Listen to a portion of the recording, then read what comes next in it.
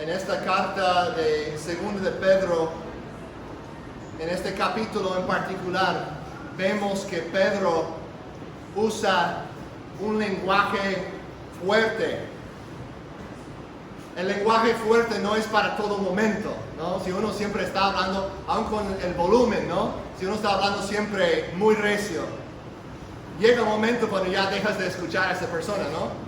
Como los papás que gritan a sus hijos y luego solo tienen que gritar más y más y más porque luego los niños se acostumbran, ¿no?, al volumen, y hablar así recio ya no hace nada porque ya están acostumbrados, ¿no? Lo mismo puede pasar en las predicaciones. Si el pastor está gritando todo el tiempo, llega el momento que dices, ay, demasiado, ¿no? Entonces sí hay un momento para hablar fuerte, hay un momento para enfatizar la urgencia de algo, ¿no? Pero no es en todo momento. Y aquí en esta carta vemos que Pedro decide usar lenguaje fuerte. Si lo estuviera predicando, quizás notaríamos mucha energía, mucha emoción, mucha urgencia en su voz, en su cara, quizás en ¿cómo? En sus gestos, sí, moviendo las manos y todo, ¿no? Su lenguaje aquí no es solo defensible, sino es necesario. Vemos que Pedro aquí está siguiendo el ejemplo de los profetas del Antiguo Testamento, el ejemplo de Jesús, que también en muchas diferentes historias, en muchos acontecimientos en la vida de Jesús, Él decide usar un lenguaje fuerte para reprender a los falsos maestros, a los líderes religiosos, los hipócritas, ¿no? No siempre habla así, pero hay momentos en que Jesús reconoce la necesidad de usar un lenguaje más fuerte. Entonces, también Pablo y Juan y Judas, los otros apóstoles, también usan este lenguaje. También advierten contra los falsos maestros. Y algo que me llamó mucho la atención al estudiar este pasaje y compararlo con otros pasajes de las Escrituras es la frecuencia de pasajes en la Biblia que dan advertencias específicamente en contra de los falsos maestros. Y pensé, si yo pudiera examinar todo el contenido a través de los años de mi predicación, de mi enseñanza, ¿tendría el mismo porcentaje de advertencias que tiene el Nuevo Testamento? O si examinaríamos todas las predicaciones de los pastores aquí en México o en los Estados Unidos o en Guatemala y comparamos sus prédicas con el contenido bíblico, mi pensamiento es que probablemente podríamos ver que el contenido bíblico, que el porcentaje del contenido que habla de falsos maestros en el Nuevo Testamento es un porcentaje mucho más alto del tiempo que damos a eso en nuestras predicaciones, o que la mayoría quizás de los pastores dan a ese tema en sus predicaciones. ¿Sí me explico? Y eso es un problema, ¿no? Porque deseamos enfatizar lo que la Biblia enfatiza. Deseamos, por decirlo así, gritar cuando Dios grita y susurrar cuando Dios susurra. Enfatizar las cosas que la Biblia enfatiza y solo hablar un poco de las cosas de las cuales la Biblia solo habla un poco. Pero a veces es al revés, ¿no? Hablamos mucho de un versículo que habla de este tema y lo enfatizamos muchísimo, ¿no? Y la Biblia tiene un montón de información sobre otra cosa y casi lo ignoramos. Entonces no queremos hacer eso. Es una de las ventajas de predicar por libros de la Biblia. No nos da el privilegio de saltar cosas, ¿no? Nos fuerza a tratar de estudiar el contenido de las Escrituras. Entonces, con un corazón pastoral, Pedro quiere advertir fuertemente a los cristianos de lo feo de los falsos maestros, porque sabe que sus enseñanzas conducirán a más contaminación, a más cosas feas, ¿no? Y finalmente a la destrucción. Déjame, ¿me podrías pasar mi bote de agua, por favor?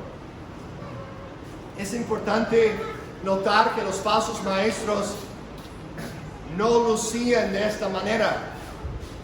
Derek enfatizó eso el domingo pasado, ¿no? No es que ellos están con una playera que dice falso maestro, soy un falso maestro.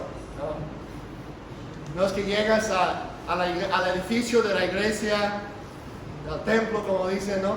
Y ahí está el letrero, primera iglesia de falsa enseñanza de Puerto Escondido, ¿no? No están promoviendo ese hecho. Nota en el versículo 1 del capítulo 2, pero se levantaron falsos profetas entre el pueblo, así como habrá falsos maestros entre ustedes. ¿Cómo entran esos falsos maestros? Nota la siguiente parte del versículo, los cuales encubiertamente introducirán herejías destructoras. O sea, actúan con astucia. Así engañan, así seducen a las personas. Muchos me dicen, pues es que Natán, ese hombre, ese pastor habla mucho de Jesús, tiene muchas cosas buenas para decir. Claro que tiene muchas cosas buenas, claro que sí. Si no dijera muchas cosas buenas, nadie lo seguiría. El problema no es con las cosas buenas que está diciendo, el problema es con el porcentaje pequeño de cosas muy peligrosas que está diciendo. Así son los falsos maestros. Entran en secreto, engañando.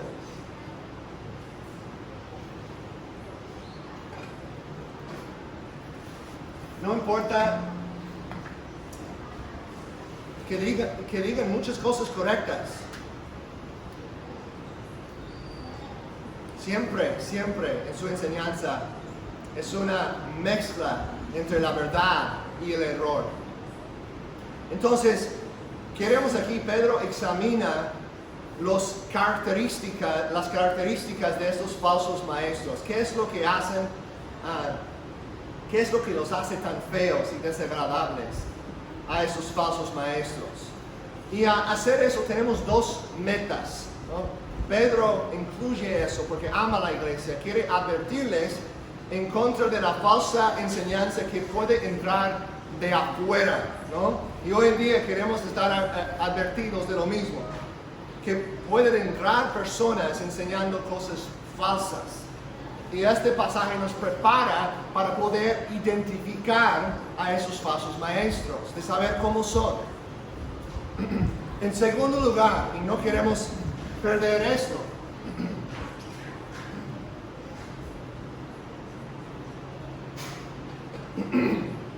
perdón. También nos ayuda a discernir la falsa enseñanza o ideas erróneas que existen adentro de nuestro propio corazón. ¿Cuáles de estas características aparecen en ti?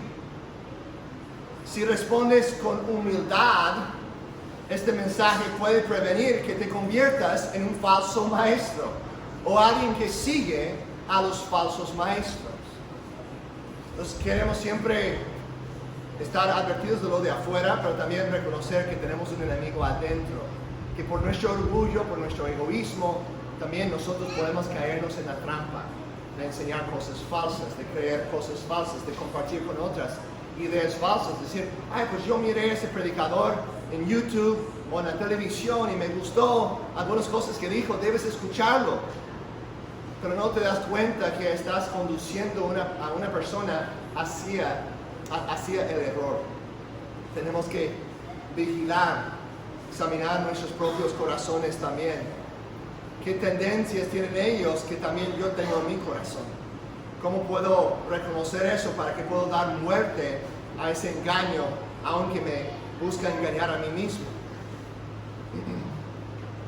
Entonces, ahora, ¿cuáles son las características de estos falsos maestros? Noten conmigo los versículos de 10 a 12. Versículos 10 a 12.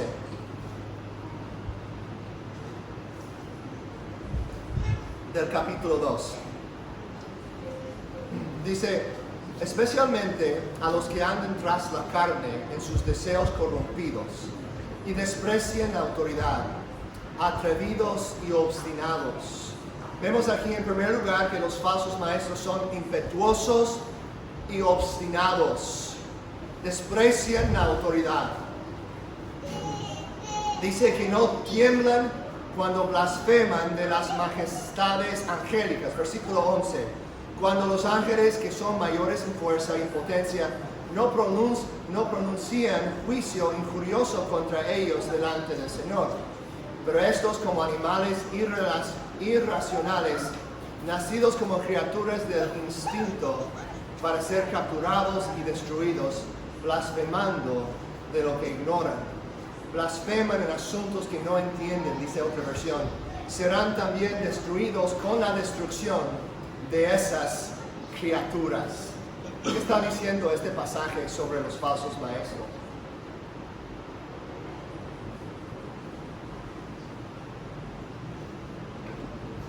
Es un poquito confuso para muchos este pasaje. ¿De qué está hablando? ¿Por qué empieza a hablar de los ángeles aquí? ¿Por qué empieza a hablar de los ángeles que no pronuncian juicio injurioso contra ellos delante del Señor? ¿A qué se refiere todo eso? Pues el libro de Judas nos explica un poquito más sobre a qué se refiere Pedro aquí. En Judas capítulo 1, pues es un solo capítulo, en Judas versículos 8 a 9, dice, no obstante, de la misma manera también estos hombres, hablando también de falsos maestros en el contexto, muchas similitudes entre Judas y Pedro. Obviamente esta carta no está escrita por Judas, el que traicionó a Jesús, ustedes saben eso, ¿no? Sino Judas el apóstol, que era leal a Jesucristo, otro Judas. Probablemente el medio hermano de Jesucristo, muchos creen. Pero Judas dice, no obstante, de la misma manera, estos hombres, estos falsos maestros, soñando, contaminan su cuerpo, rechazan la autoridad, nota la similitud, y blasfeman de las majestades angélicas.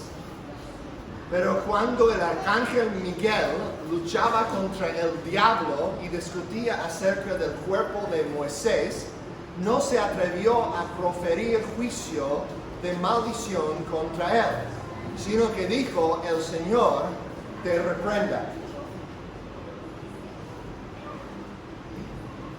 Entonces, podemos notar que el punto de Pedro y el punto de Judas es que aún los ángeles buenos no tratan a los espíritus malignos a la ligera. ¿Okay? Eso es una historia del libro de Enoch, que no es un libro canónico, no es un libro que se encuentra en nuestro Antiguo Testamento, pero un libro respetado por los judíos de aquel entonces. Y Pedro escoge usar una historia de ese libro. Tal vez porque reconoce que esa historia es histórico, lo más probable, o tal vez solo como un ejemplo. Pero no quiere decir que el libro de Enoch debe ser incluido en nuestra Biblia, sino de la misma manera que Pablo cita a poetas griegos para dar un ejemplo. Pedro decide usar un libro no canónico, que no se encuentra en nuestra Biblia, el libro de Enoch.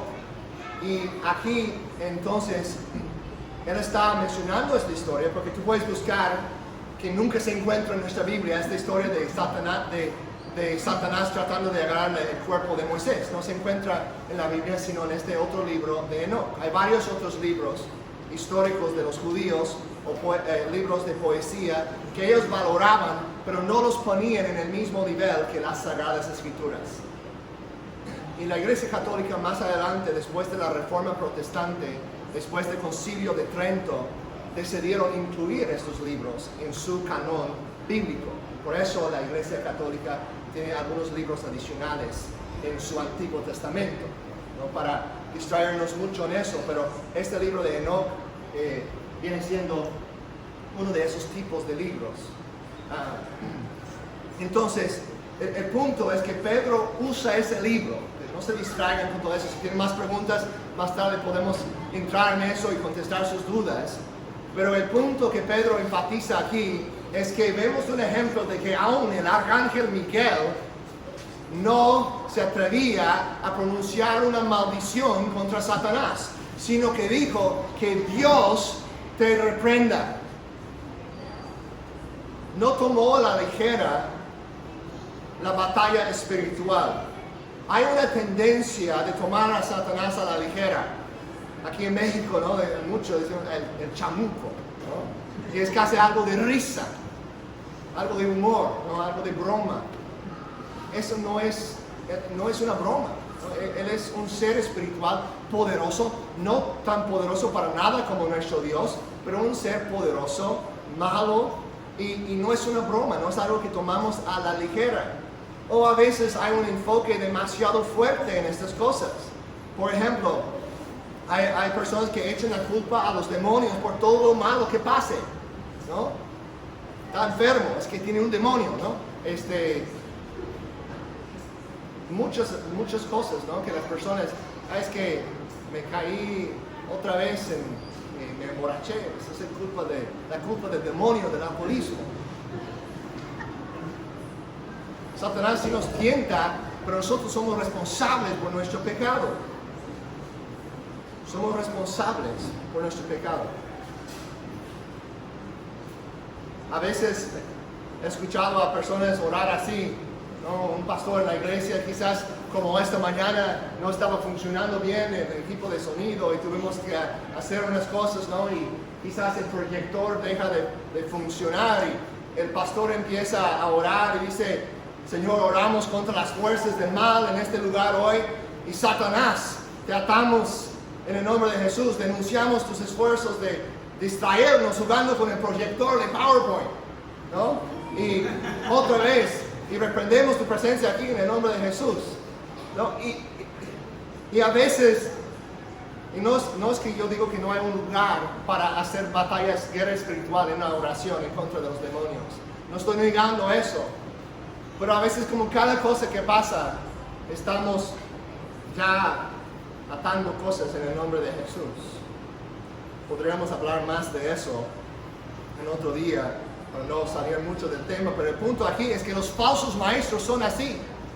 Son así, se creen muy poderosos, ellos rechazan la autoridad, se creen como la autoridad suprema, ¿no?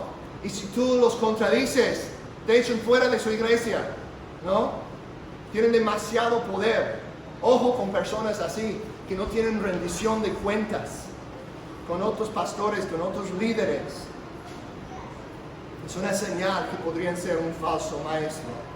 También dice en los versículos 12 y 14, vemos que ellos son irracionales e inmorales. Versículo 12. Pero estos, como animales irracionales, nacidos como criaturas de instinto para ser capturados y destruidos, blasfemando de lo que ignoran, serán también destruidos con la destrucción de esas criaturas, sufriendo el mal como pago de su iniquidad. Cuenten por deleite andar en placeres disolutos durante el día, son manchas e inmundicias, deleitándose en sus engaños mientras banquetean con ustedes. Tienen los ojos llenos de adulterio y nunca cesan de pecar. Seducen a las almas inestables. Sus acciones no tienen sentido. Son irracionales. No tienen sentido porque están tratando de jugar como si fueran Dios. Eso no tiene sentido a largo plazo. No es una buena idea, porque no eres Dios. Pero no hay racionalidad en su forma de pensar. Se engañan a ellos mismos. Y la consecuencia que enfrentarán será la destrucción, dice este pasaje. Como Destruyes a un mosco que aplastas en la pared. Dice que van a ser destruidos como animales salvajes. También vemos en los versículos 14, la última parte del versículo 14 hasta el 16, que son avaros e insatisfechos. Dice, tienen un corazón ejercitado en la avaricia. Son hijos de maldición. Abandonando el camino recto, se han extraviado siguiendo el camino de Balaam, el hijo de Beor, casi, ¿no? Quien amó el pago de la iniquidad, pero fue reprendido por su transgresión, pues una muda bestia de carga, hablando con voz humana, reprimió la locura del profeta. No sé si recuerdan esa historia de Balaam, cuando un burro, cuando un asno lo tienen que reprender, ¿no? Dios le da una voz a ese asno para reprender al profeta. Y aquí vemos que su pecado era la avaricia, la codicia, el deseo de enriquecerse. Pablo advierte a los líderes de la iglesia de no amar a las riquezas. ¿Cuántos pastores ricos hay en este país? ¿Cuántos pastores hay que abusan del diezmo y de las ofrendas para enriquecerse? Ahora, ser rico no es pecado. El hecho de que un pastor tenga dinero no es necesariamente una evidencia de que ama las riquezas. Pero quiero preguntarme por qué tiene mucho dinero. ¿Es porque Dios le ha dado sabiduría para invertir lo que tiene, para trabajar con sus propias manos y hacer inversiones, para multiplicar lo que Dios le ha dado, ser un buen administrador de los recursos de Dios? ¿O es porque está robando a su congregación? Porque les está manipulando y básicamente haciéndoles sentir menos espirituales si no dan cierto porcentaje cada mes de sus ingresos. Eso es triste. Nosotros sí tenemos una ofrenda aquí, pero han notado que lo enfatizamos muy poco. Si Dios pone en tu corazón de dar, puedes hacerlo con gozo en tu corazón, pero Dios no necesita tu dinero. Dios no necesita mi dinero. Los predicadores que sigan después de pasar la ofrenda una vez, luego dicen, hay que pasarlo otra vez, porque no había suficiente. Están mintiendo sobre nuestro Dios. Están actuando como si nuestro Dios no fuera el proveedor.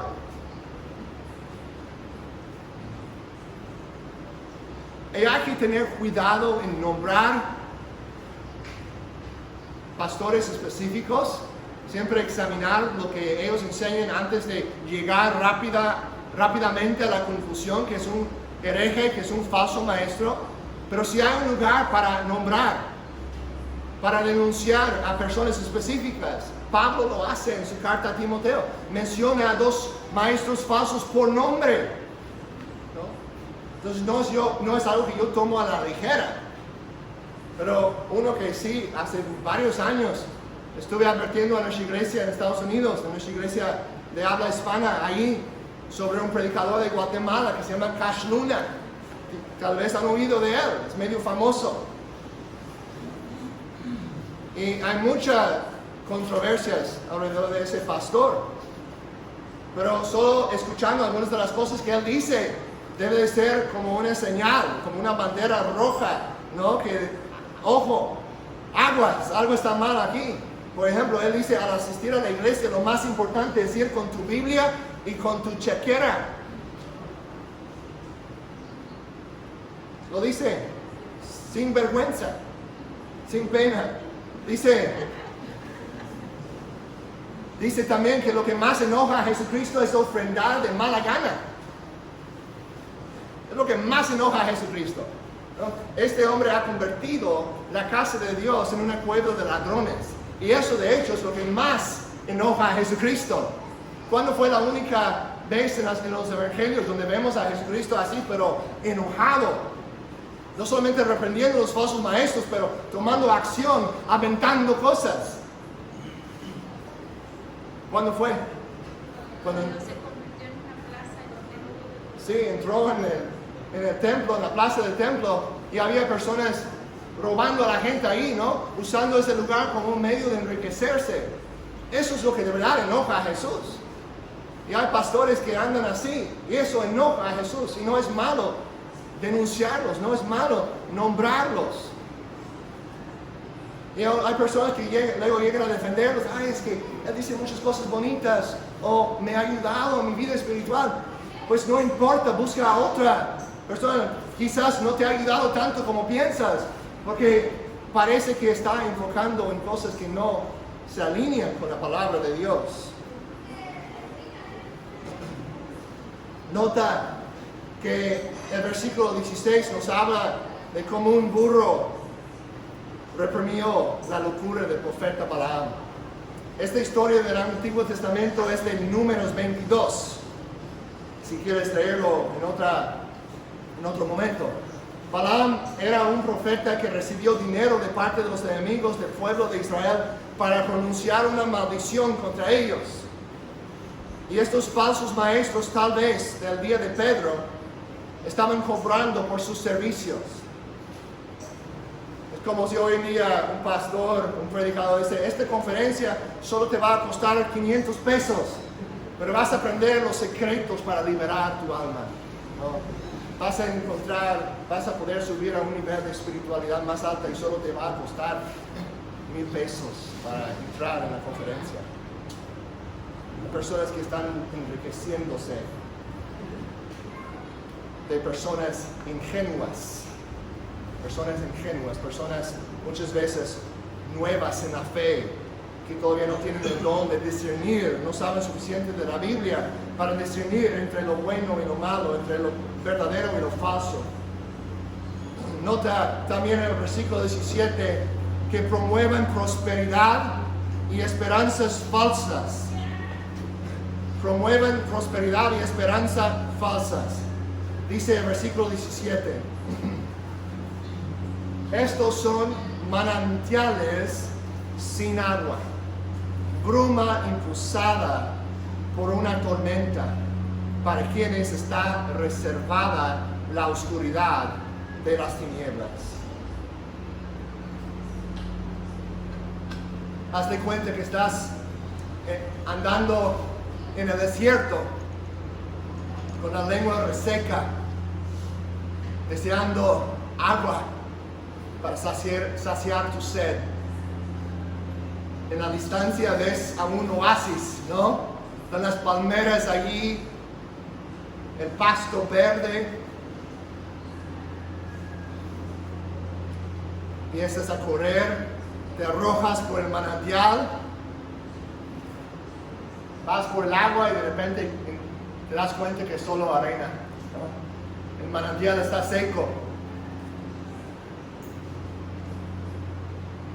Estos falsos maestros ofrecen emoción, percepción y libertad, pero en realidad son vacíos y estériles. Así son los falsos maestros, dan promesas falsas de prosperidad. Algunos de los ministerios más atractivos y más cool son así, ¿no? Donde el pastor se viste como todo un hipster, ¿no? Con sus pantalones así bien, ¿cómo se dice? Skinny jeans, bien apretados, ¿no? Y todo su corte de modo, ¿no? Y todo, como si fuera una estrella de rock, casi. Y no es decir que hay algunas personas que les gusta el estilo, ¿no? No es como para colocar a todos en ese lugar, decir, por vestirse así que es falso maestro, ¿no? Pero muchas veces sentimos una atracción a ciertas personas por su forma de hablar, su forma de vestir, su forma de aconsejarnos, ¿no? De hacernos sentir bien. Pero muchos son como ese oasis. Parecen atractivos, pero no tienen agua. Son como manantiales secos. Hay una gran necesidad en la iglesia de hoy para el discernimiento entre manantiales sin agua y manantiales de agua viva.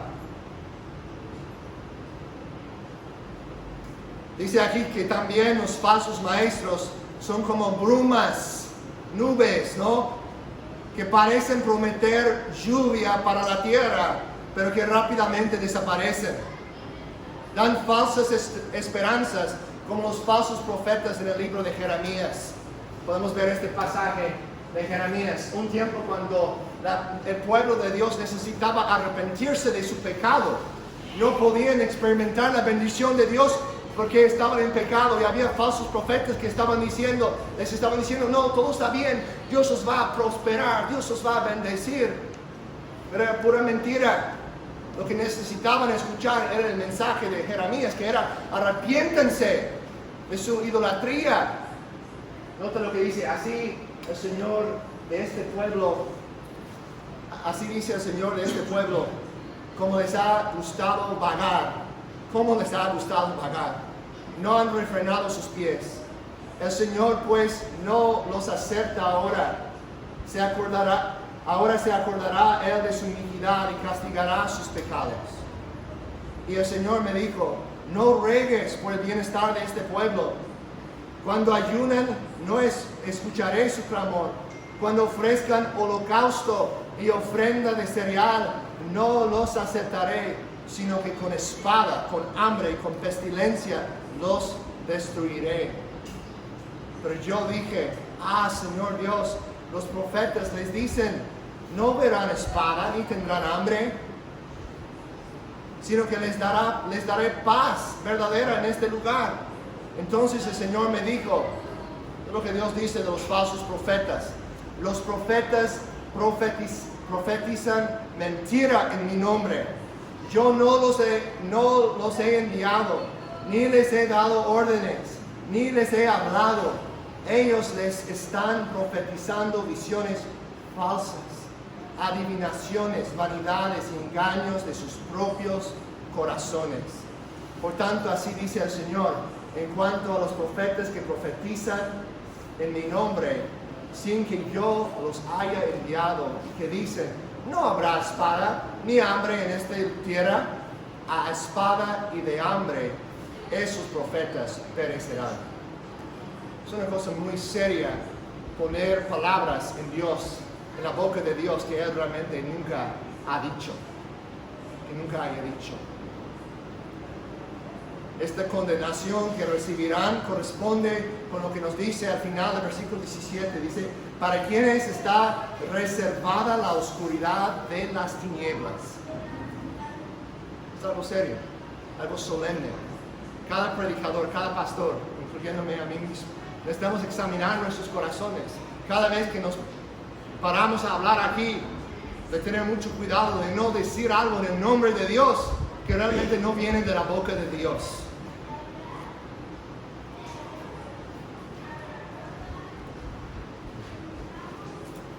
Luego en los versículos 18 a 19 vemos que esos falsos maestros son muy arrogantes, se creen mucho, engañándose a sí mismos y a los débiles.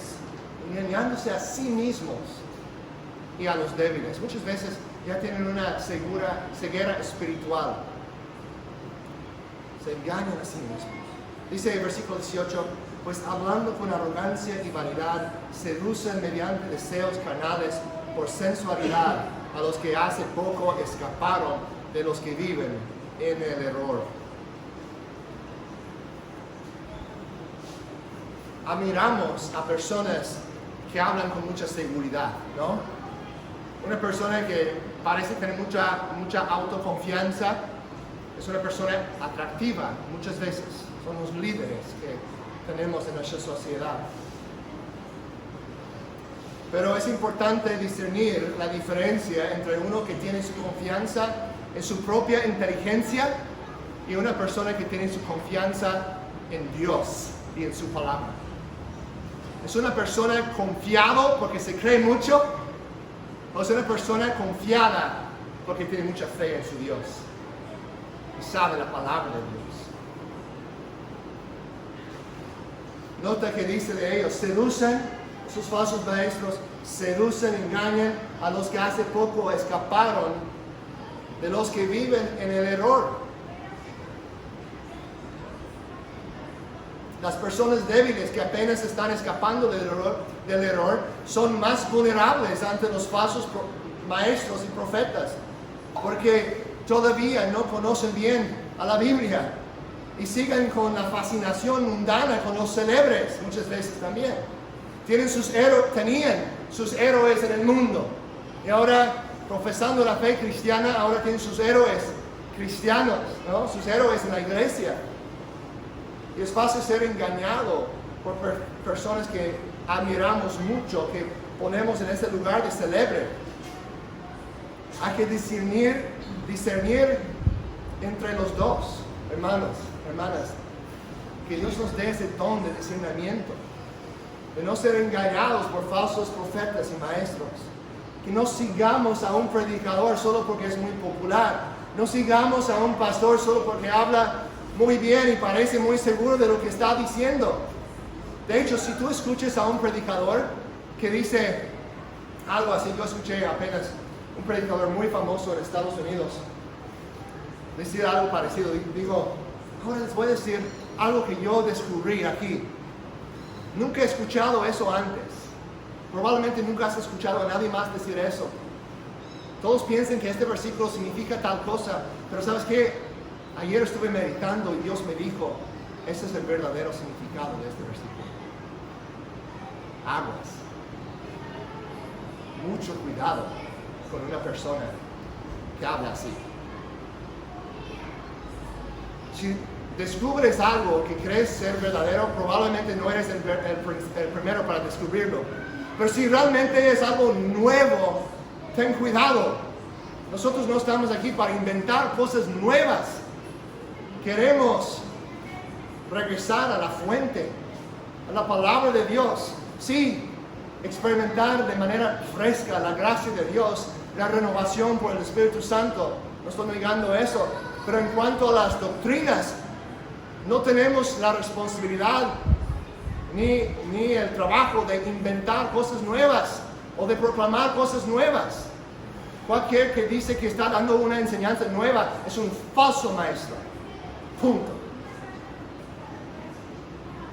No inventamos doctrinas nuevas. Las doctrinas han sido entregadas a nosotros de una vez para siempre, dice Judas. En la palabra de Dios, en la palabra apostólica.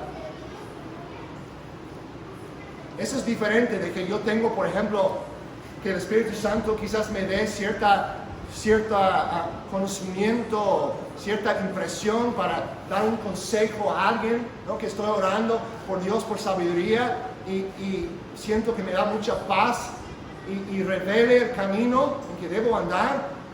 Eso está bien, estamos ahí hablando de cosas en nuestras vidas, pero no estamos hablando de doctrina, de enseñanza bíblica. ¿Sí ven la diferencia? Una cosa es dirección en tu vida personal, o dirección para reprender a una persona, o quizás que Dios te revela que otra persona está en pecado y te da la sabiduría y el discernimiento, el don de sabiduría para poder confrontar a esa persona con humildad y con amor.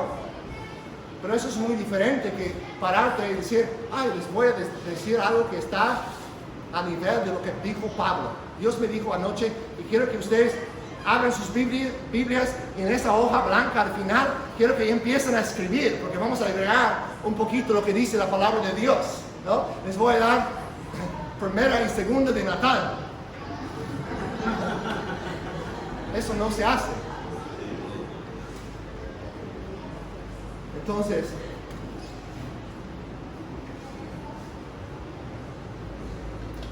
eso debe dar mala espina, ¿no? Cuidado para aquellos maestros que siempre están diciendo, Dios me dijo, Dios me dijo. Es mucho mejor y más seguro escuchar a maestros que dicen, la palabra de Dios dice. Y como digo, no es negar que Dios nos habla en la oración, que nos dirige, nos da sabiduría. Creo en todo eso, pero cuando hablamos de doctrina, nunca debe ser, pues Dios me dijo y ahora quiero presentarles esta cosa nueva. No, la palabra de Dios dice. Y aquí en el contexto de la palabra de Dios, puedo decir con mucha seguridad que esa es la voluntad de Dios para tu vida y para mi vida. Y eso es lo que debemos creer. Dice versículo 19, les prometen libertad, mientras que ellos mismos son esclavos de la corrupción, pues uno es esclavo de aquello que lo ha vencido. Hacen una promesa de libertad, pero solo resulta en esclavitud. Recuerden eso. La promesa es libertad. ¿Qué es el resultado? ¿Cuál es el resultado? Esclavitud. Vamos a tratar eso otra vez. La promesa de los falsos maestros es libertad, pero el resultado real, ¿qué es? Esclavitud. Es un punto muy importante. Así seducen a sus víctimas con promesas falsas, promesas de libertad. Ahora, quiero darles un ejemplo de eso, que tal vez tú piensas, no habrías pensado en eso como un ejemplo de falsos maestros, pero yo estoy tratando de pensar cómo aplicar la palabra de Dios a nuestro contexto, a nuestra ciudad, qué son las áreas en las cuales nosotros quizás luchamos con estas falsas enseñanzas, o que vamos a ser enfrentados con estas falsas enseñanzas. Porque para nada sirve solo hablar en términos generales y que salgan pensando, sí, estoy de acuerdo. Sí, estoy de acuerdo. Pero que no les dé ejemplos específicos. Por eso menciono a ese pastor Cash Luna, para darles un ejemplo específico de un falso maestro. Les doy otro ejemplo aquí. Aquí en Rinconada vi este letrero. No se puede ver muy bien, pero es un anuncio público para clases de yoga kundalini. Yoga kundalini, ¿no? Y aquí por todo donde vivimos nosotros hay hartas clases así, ¿no? Y grupos de yoga, de la nueva era, cosas místicas. No tienes que buscarlo, está por todos lados donde vivimos nosotros. Y aquí parece ser algo muy inocente, algo como de ejercicio. Pues no pueden verlo porque el proyector no está funcionando bien. Pero vamos a orar y comprar uno nuevo, primero Dios, pronto.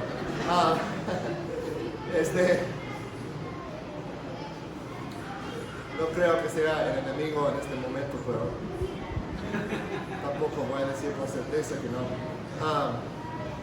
Eso es lo que dice aquí. Dice, a ver, para conocer,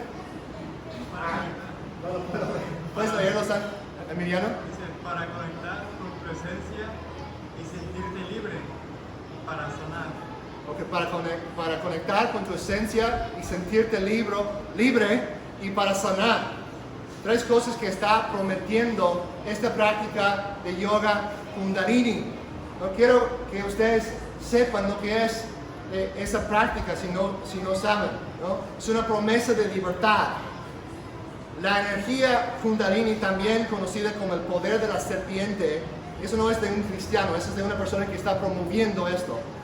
Dice, es para muchos un portal hacia la elevación de nuestra conciencia. Sin embargo, subir esta energía poderosa no es tan fácil y requiere práctica e intención. La energía kundalini nace del chakra del mismo nombre.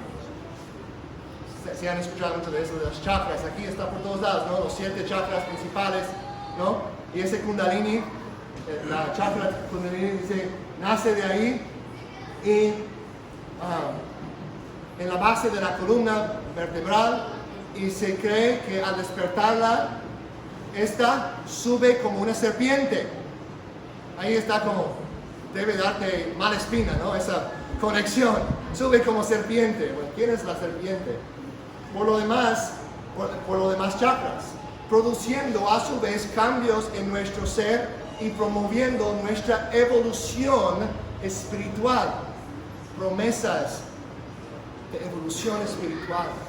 Se escucha como algo tan bonito.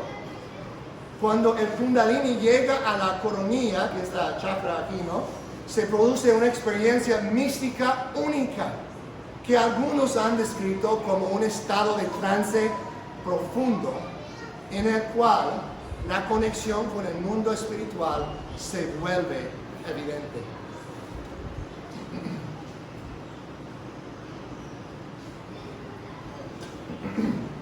Sigue diciendo que todos tenemos energía Kundalini, pero no todos sabemos cómo elevarla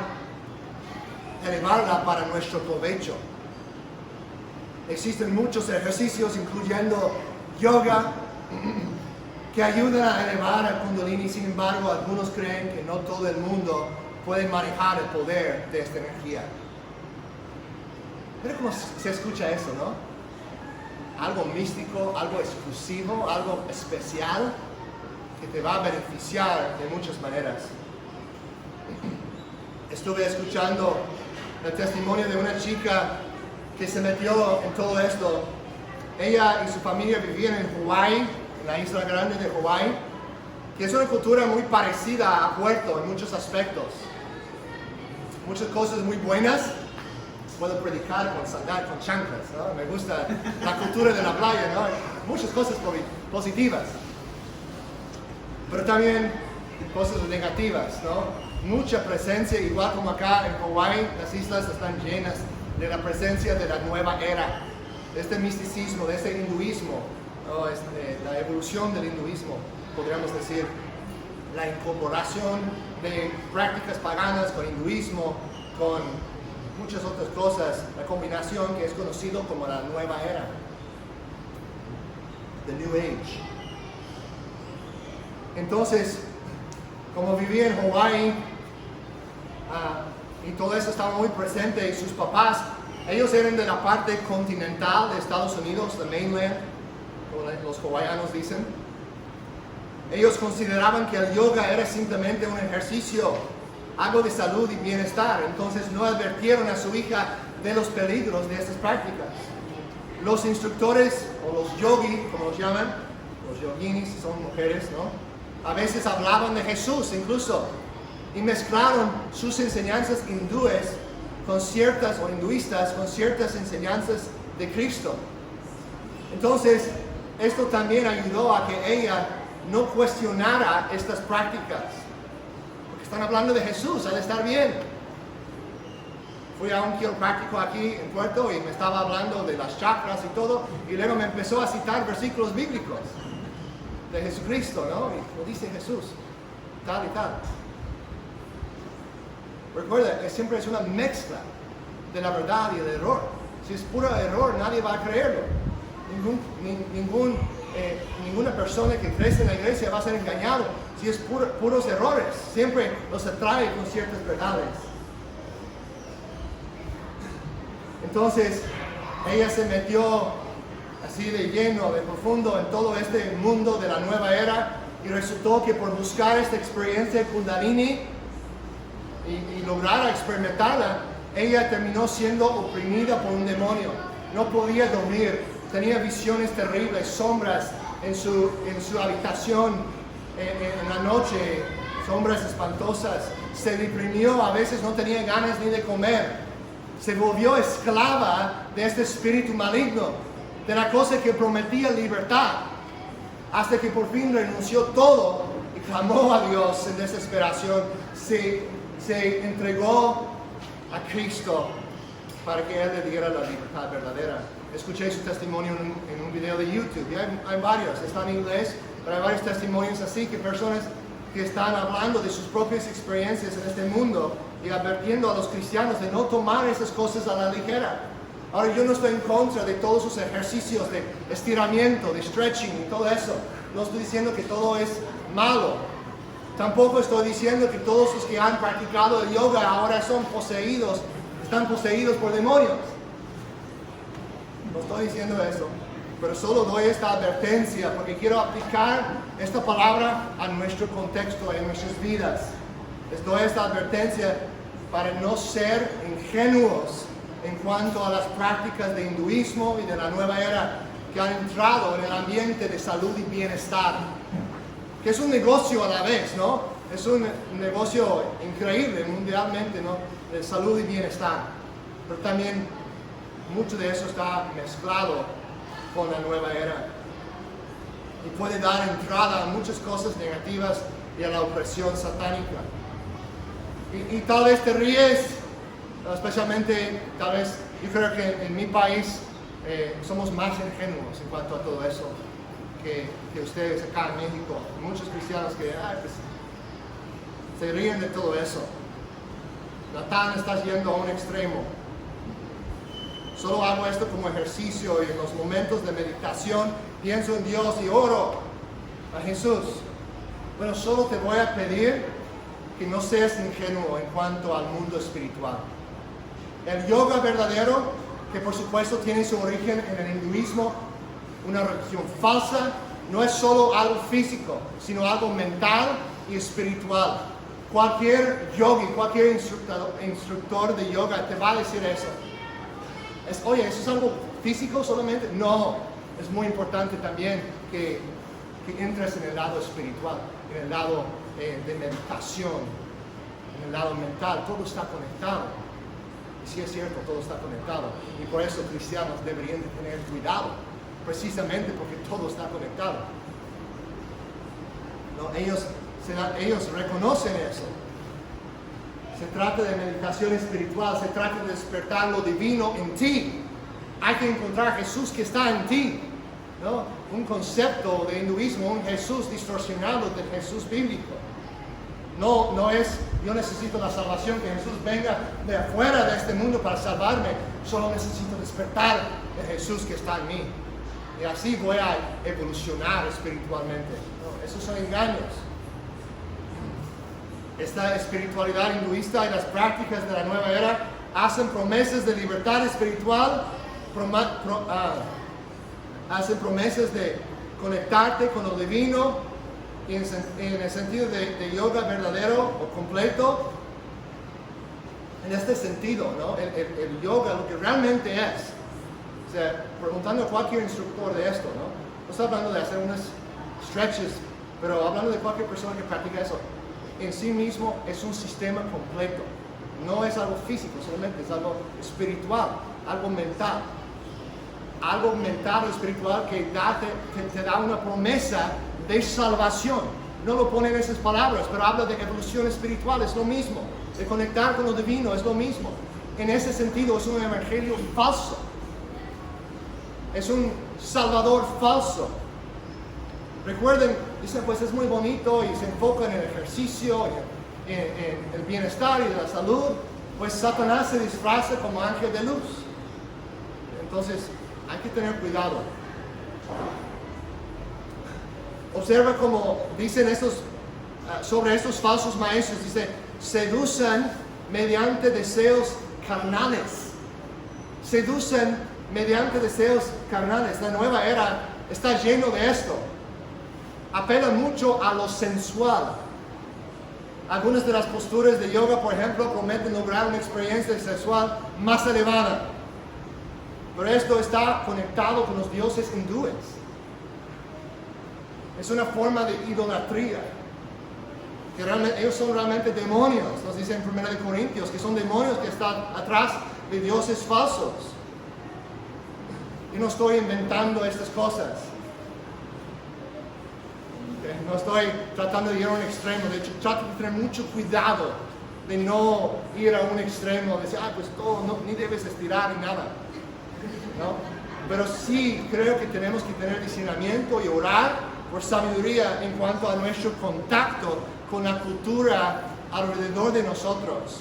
En la subida de Cicatela, ahí pasando el restaurante Spirulina, si la conocen, hay un local, no sé qué están vendiendo ahí, pero es plenamente de la nueva era.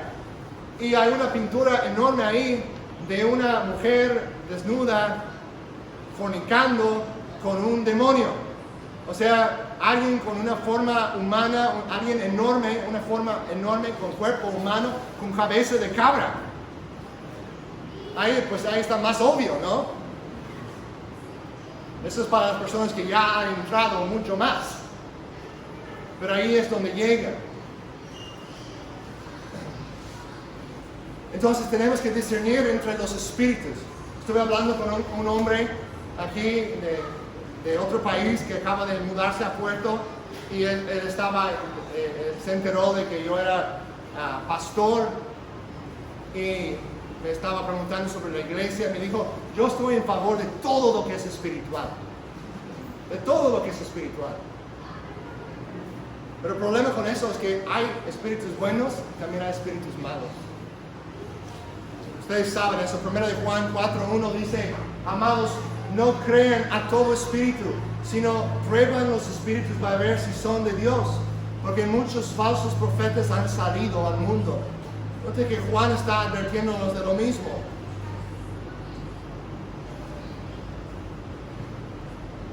También 1 de Tesalonicenses 5:20-21 dice, no se burlen de las profecías, sino pongan a prueba todo lo que se dice. Retengan lo que es bueno. Ahí vemos un balance. No se burlen de las profecías. No debemos así tomar esas cosas a la ligera. Pero eso no quiere decir que, pues solamente porque ese hermano está hablando en lenguas y está diciendo muchas cosas de la Biblia y está profetizando, que vamos a ir a creerlo. Hay que discernir, hay que probar todo lo que dice y solo retener lo que es bueno, lo que corresponde a la verdad. 2 de Corintios 11:13-15. Porque los tales son falsos apóstoles, obreros fraudulentos, que se disfrazan como apóstoles de Cristo. Y no es de extrañar, pues aún Satanás se disfraza como ángel de luz. Por tanto, no es de sorprender que sus servidores también se disfracen como servidores de justicia, cuyo fin será conforme a sus obras. Advertencias que nos da aquí. En último lugar, en los versículos 20-21, vemos que los falsos maestros son hipócritas y su verdadera naturaleza será revelada. Nota los versículos 20-22. ¿Se lo tienen ahí? 20-22. Porque si después de haber escapado de las contaminaciones del mundo por el conocimiento de nuestro Señor y Salvador Jesucristo, de nuevo son enredados en ellas y vencidos, su condición postrera viene a ser peor que la primera. Pues hubiera sido mejor para ellos no haber conocido el camino de la justicia, que habiéndolo conocido, apartarse del santo mandamiento que les fue dado. Les ha sucedido a ellos según el proverbio verdadero. El perro vuelve a su propio vómito, y la puerca lavada vuelve a revolcarse en el cieno. Ahora, hay una advertencia aquí de que es posible conocer la verdad, el camino de Jesús. Es posible conocer ese camino y luego ser de nuevo enredados en las contaminaciones de antes. Ahora, como hemos hablado en esta serie, hay seguridad en Cristo para los verdaderos creyentes. Pero una evidencia de que uno realmente ha nacido de nuevo es que va a perseverar en la verdad. Y hay personas que entran en la comunidad cristiana y experimentan muchas de las bendiciones y el gozo y la comunión y el estilo de vida que promueve el cristianismo.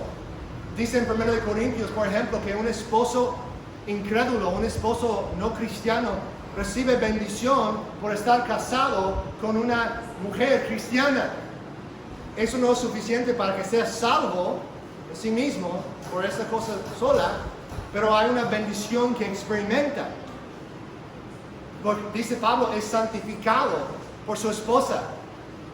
Y hay personas que entran a la iglesia y reciben la bendición, cierta bendición de santificación.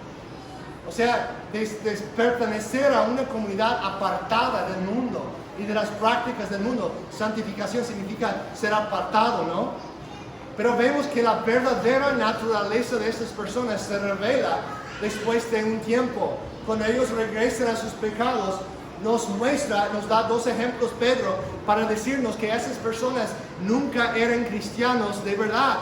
Nunca de verdad habían nacido de nuevo, aunque habían profesado y habían conocido incluso el camino de la verdad, con ojos quizás más claros, más abiertos que muchas otras personas de afuera, pero su verdadera naturaleza se revela, porque mira, nota que dice, da 2 ejemplos de un animal que por su naturaleza hace algo. El perro por naturaleza cuando vomita, ¿qué hace? Regresa al vómito, ¿no?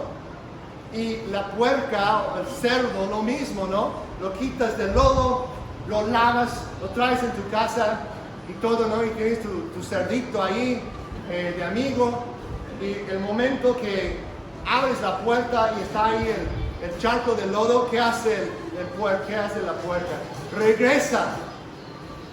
Regresa a su cieno, dice.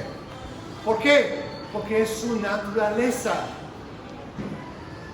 Estos 2 ejemplos nos muestran que Pedro considera que estas personas de las cuales habla siempre han retenido esa naturaleza caída, aunque por afuera profesaban conocer el camino de la verdad y aún experimentaban las bendiciones del Espíritu Santo en ciertos sentidos. Como dice en 1 de Juan capítulo 2, no lo tengo en la pantalla, pero dice, ellos salieron de nosotros porque no eran de nosotros. Porque si hubieran sido de nosotros, habrían permanecido con nosotros. Los verdaderos permanecen precisamente porque son verdaderos. Y los que salen demuestran que nunca eran de nosotros. 1 de Juan 2 nos enseña, creo que es el versículo 19.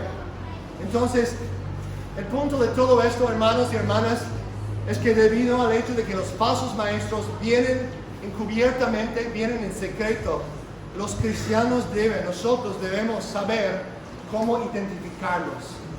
Debemos conocer sus tendencias para estar en guardia contra el enemigo, tanto de afuera como de adentro. Amén. Amén. Entonces, eso es para ayudarnos a discernir. Y debemos en todo eso señalar nuestros ojos a Jesucristo. Él es la solución. Como dijo Derek el domingo pasado, ¿no? No es pasar tanto tiempo examinando tanto todas esas características de los falsos, sino pasar la mayoría de nuestro tiempo enfocado en lo verdadero, en Jesucristo. Si hay un lugar para reconocer las características de falsos maestros, hay un lugar para eso, pero el lugar principal que debemos recordar es poner nuestra mirada en